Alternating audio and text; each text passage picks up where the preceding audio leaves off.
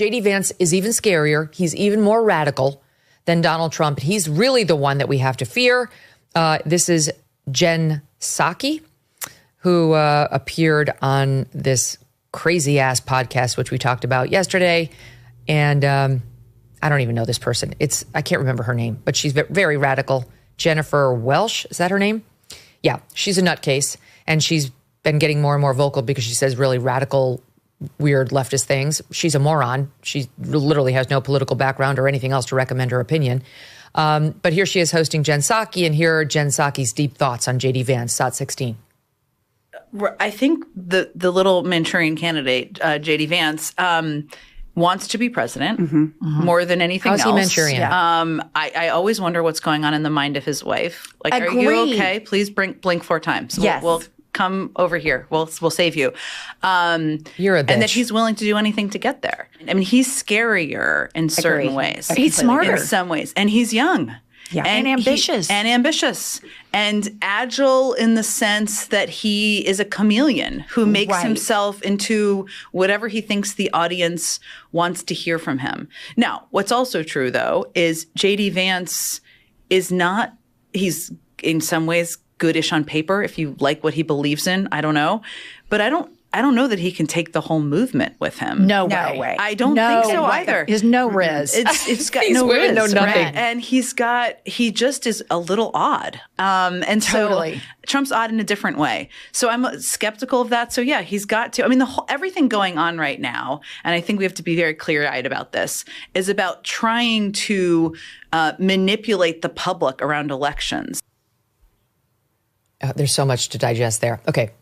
The fact that these two far leftists, I don't know who the other Nimrod is next to that first hateful person, but the fact that these two blonde women, these two Trump-hating blonde women whose only badge of honor is their hatred of Trump, their TDS, they're going to weigh in. No way, J.D. Vance. You don't know shit, you absolute fucking morons. You know nothing. You know nothing about MAGA. You know nothing about J.D. You know nothing about Trump.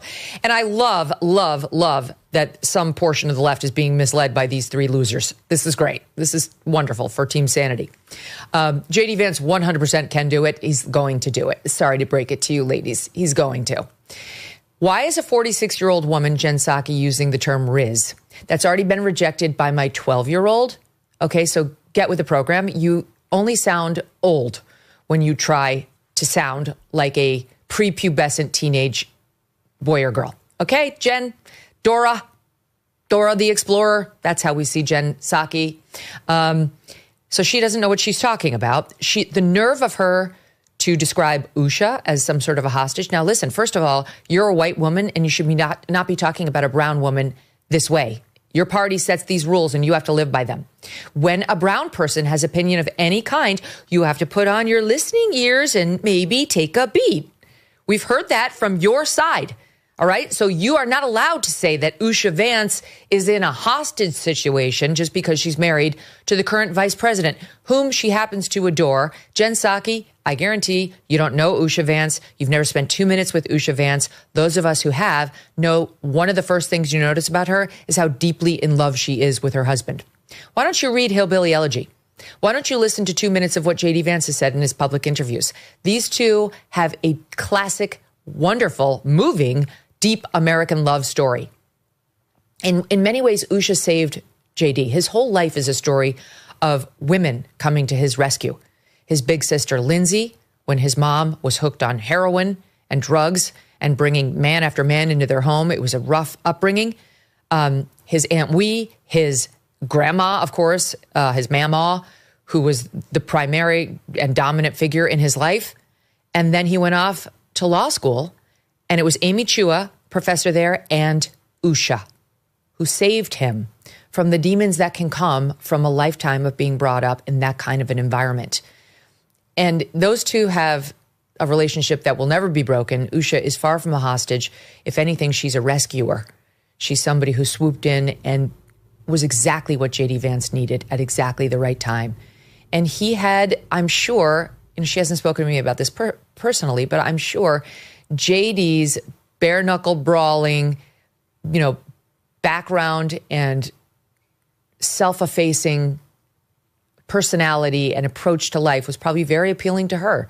She's from more of a buttoned-up background. So fuck off, Jen Psaki, for trying to psychoanalyze Usha as a hostage, which again, according to the rules from your side, you're not allowed to do. Put on your listening ears and maybe take a beat. Then she refers to JD as a Manchurian candidate. What does that mean?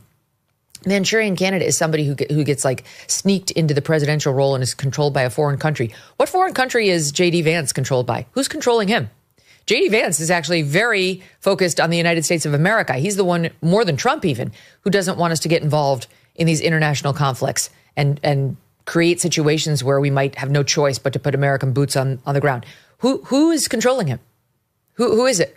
You fail to say. You just pass gratuitous insults off as somehow sophisticated political analysis, and the two morons across from you had no idea what you were saying, so they let it slide. He's a chameleon. She has the nerve to say JD Vance, is a chameleon. This from Jen Psaki, whose nominee for the presidency a few months back was Kamala Harris. Have you no decency, man? Oh, my sorrow. Joy cometh in the morning. That Kamala Harris. I think you have your chameleons confused, Jen Psaki. So that's what's happening over on the left. And by the way, a gratuitous insult that he's ambitious. Right. Like literally every person who ever ran for vice president or president. Okay. I guess we can pretend it's just a JD Vance thing. Whatever floats your boat. Okay. Let's keep going. Sunny Hostin is out there with some comments about the white people in her neighborhood. Now, not for nothing, but if you take a look at Sunny Hostin over the years, she's getting progressively whiter. Like over and over in these pictures, I don't know what she's doing with her makeup or whatever, but she lives in a white neighborhood and she looks like time after time you see these photos of her where her makeup is about as light as mine is. So I don't know how she feels about white people, but every time she speaks out about them publicly, she's got the blonde hair tips in 9 out of her 10 appearances and whatever. She's ripping on them as racist. So I'm kind of confused about where she stands on whites. The whites who live in her very Tony neighborhood in Purchase, New York, she thinks are racists. She surrounded herself with a bunch of racists and chosen to raise her children around a bunch of racists. How do I know? She just told us. She was talking about how she allegedly had to go out there and warn the cops in her neighborhood about her son who was running and training for the Junior Olympics, who is black, that he's hers. Well, I'll let her tell you. Watch. As a mother of black children, I know that black boys are not given the presumption of innocence and the presumption of youth. She's calling the police and saying they're trying to steal her car and they're 11 years old. They don't know how to drive. And so for me, what was interesting was I have had to be in the position where I have gone to my local police department because I know my son is going to be training for the Junior Olympics, running around the neighborhood in an all-white neighborhood. And I have brought him to the police and said, he belongs to me. This is my son. Do not harass him. Do not stop him. Okay. She was talking about this new Netflix show that is called The Perfect Neighbor, that documents a white woman shooting and killing dead her black neighbor through a closed door. They had been having some sort of a dispute, and it had been getting more and more heated, and the black neighbor's children had bothered in some way the white woman. They had a heated exchange, and the black mother came over to, settle the dispute in some way. And this white woman shot her through the front door.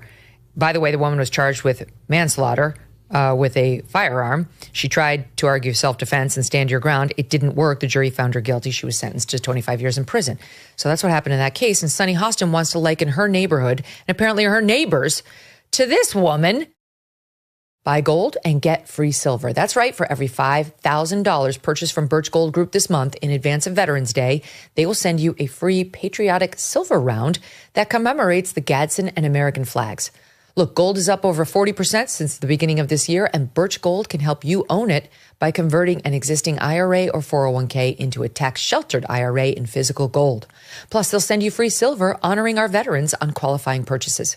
And if you are current or former military, Birch Gold has a special offer just for you.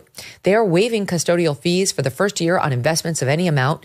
With an A+ rating from the Better Business Bureau and tens of thousands of happy customers, consider diversifying your savings into gold.